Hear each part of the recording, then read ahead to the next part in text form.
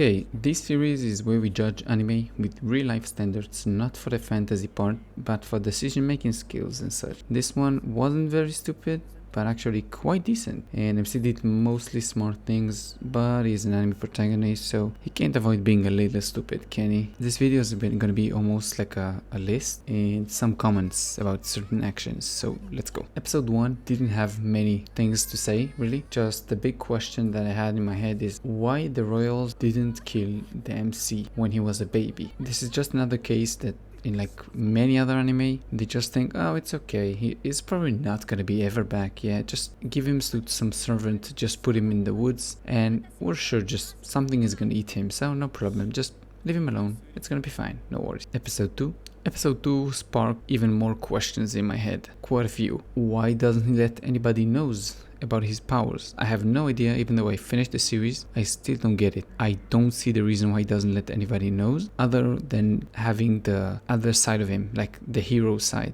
the Black Knight thing, just the cringy poses and stuff like that.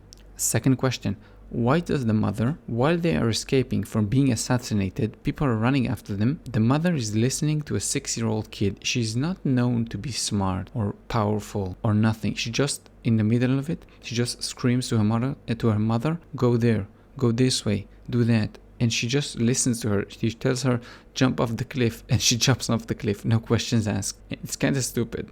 Not only that, after they jump off the cliff, the mother just put them in the cave, and the enemies see them dropping into the cave, and she just exits the cave, tells the daughter, just stay here, don't worry. You know, the classic of this, oh, just stay here, somebody's gonna rescue you, I'm gonna go outside to like divert their attention or whatever. And they already know she's going there, so there is no real point to do that. They know she's going, she went down the cliff, so there is no reason to try and run away. Now, she doesn't know that the cave is being hidden from outside by the protagonist, but she still just leaves her daughter right there and just runs to the other side. Obviously, the moment she gets outside of the cave, all the enemies out there and they encounter her, and she just say, "Oh, you're not gonna get me," and then MC comes to save the day as usual. No worries. Episode 3 is kind of a fourth wall breaking because it's kind of stupid, but they're watching an anime inside an anime, and not only that, they even have internet. The main character literally just makes a computer for his sister and he just put her in Google, like their kind of Google. It's called like YouTube. I don't remember what the name is, but basically it looks the same as Google. And he even has his service, like his streaming service, still active. Remember, he's been dead for 9 years, okay? And somebody's already still paying, I mean, for his service for the last 9 years. The whole roleplay, the way he is roleplaying as like a hero, is one of the most cringe thing you can see. It's almost like being an adult and watching, I don't know, like Power Rangers or something like that, like some kind of a magical girl thing. The transformations and the cringe and the poses, Jesus Christ, it's painful. Episode 4. Warning, hero roleplay reaching dangerous cringe levels. Please evacuate civilians. During episode 2, when the mother and the daughter was escaping, they were escaping from an assassination attempt. And during this episode, he finds out there is another assassination attempt taking place, and he's so taken aback that somebody's trying to assassinate her, even though, remember, he saved her, the mother and the daughter, from episode 2. They saved them, and during this episode, somebody else is coming to kill them, and he's just so shocked. He almost falls backwards, like he never heard somebody actually do that or says that. It's insane. He literally almost falls over. Episode 5. Okay, the queen, the MC's mother, definitely lives up to the hot equals crazy meme. Definitely. MC is usually quite nice, but during this episode, you can definitely see him being ruthless. He just does whatever needs to be done. He's not always just a smiley face. MC literally, he can't catch a break. He just can't. He solves like a whole complicated mystery, only to just be hit with another one. And he only wants to play games and watch anime and not meet anyone. Relatable, right? Also, he talks to himself a lot, to his clones. Episode 6. It's only a little bit stupid, but his sister and the maid are gonna find out he has another maid that is going with him to the school. So there's no reason to hide it. The moment he's going to school, they're gonna find out who the maid is. So there is no reason to just not tell them. But I guess he doesn't want to tell them because then you have to deal with them, blah blah blah. So I kind of get it, but it's still very stupid. Oh, and of course, Gigan, which is a giant golem in the series, has a very cute glowy voice. Another stupid point during this episode is MC says that he doesn't want a stranger coming with him to the academy, but what he does next, he just simply goes out to the forest and start looking at random people, just randomly looking at people and saying, okay, maybe this one, just choose one. You can't have both. You can't just have randoms and people you know. Also, a funny part in this video episode is that MC kind of got excited when he met a 300 years old dragon, which was living on her own, just reading books, taking naps, doing nothing, meeting no one, and he got so excited and he asked her how he can do that also. Episode 7. MC just let his sister watch anime, you remember, with his subscription somehow still active after 9 years, don't ask me how. He lets her watch way too much anime, and she's imagining when he's going to go to the academy, everything is going to be just like that. Crazy student councils and terrorism and whatnot. So she makes council to try and help him in the academy. When he goes there, she's trying to actually help him. But if you are a returning customer to anime, you know exactly what's gonna happen. She definitely does not help him, but does quite the opposite. And even when there's the maid called Lisa, because she's a dragon and she's a blizzard dragon, so dragon, lizard, blizzard, Lisa. Yeah. Even though she says that they should tell the MC, the rest of them just say no. You don't need to tell him. Don't bother him. Well, she does tell him after that. Episode 8. The queen, which is the MC's mother, his biological mother, is very unhinged, and even a bit incesty, I should say. She's kind of going towards her other biological son very weirdly. Obviously, she's intimidating him, and after that, she's scaring him, but it's a bit too close. If my mother did that to me, I would be like, whoa, somebody call 911. Also, during this episode, MC is saving somebody, and he just gets to the same action. He go into character, start doing the weird poses and stuff like that.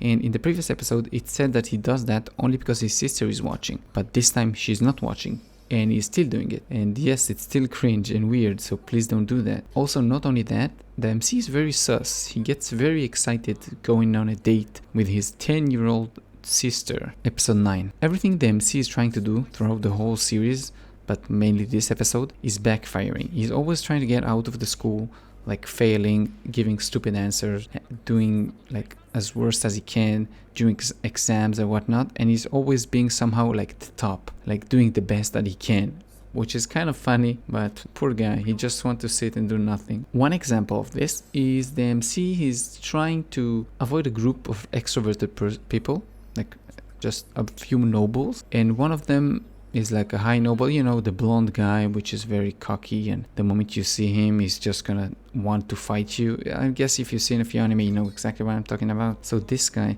he just run into them, but the moment he sees them, he's trying to stick to the wall, and then he goes very slowly, tippy-toeing, and it seems like it's gonna be fine and nothing is gonna happen. But the moment he passes him, there is another girl over there, and obviously he accidentally, he runs into her boobs, just bong with his head, and obviously this sparks a whole conversation, and basically this is how the main villain is created.